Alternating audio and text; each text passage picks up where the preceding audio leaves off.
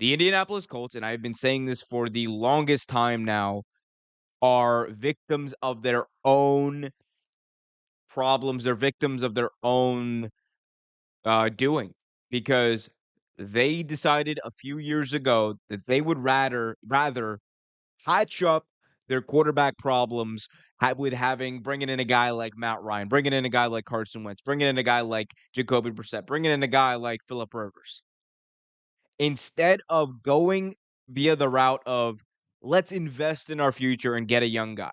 This has been going on ever since Andrew Luck retired, and the score that you see to my right is exactly why the Colts need to make sure they get the guy in this draft. And I don't care who it is, whether you go and get yourself a CJ Stroud, whether you go get yourself a Bryce Young, I don't care.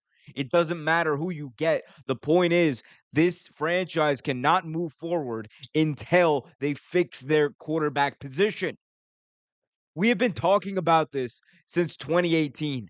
We have been talking about this since before Andrew Luck got hurt. Because remember, Andrew Luck before 2018 when he won and when he came back and won comeback player of the year, before that season, he had missed nearly the entire 2017 season due to injury.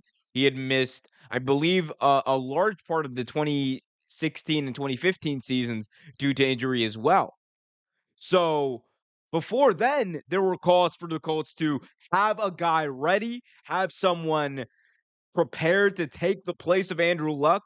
They decided instead, we'll stick with Jacoby Brissett, and this is no disrespect meant to Jacoby Brissett, but at the end of the day, he wasn't the guy.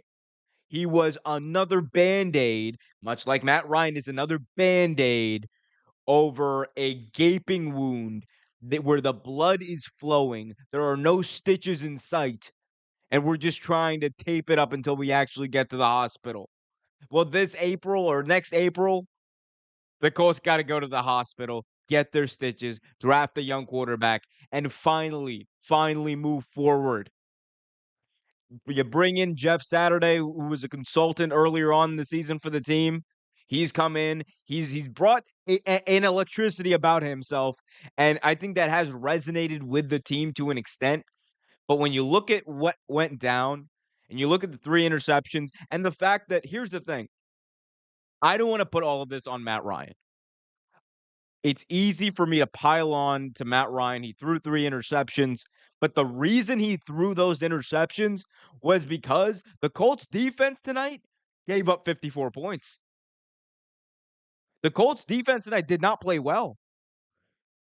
Au contraire, mon frere, they played terrible. So look, the quarterback won't fix all this team's problems, but when the going gets tough and your defense doesn't do its job, the entire reason you have a franchise quarterback is so you can make up for the lack of talent, the lack of productivity,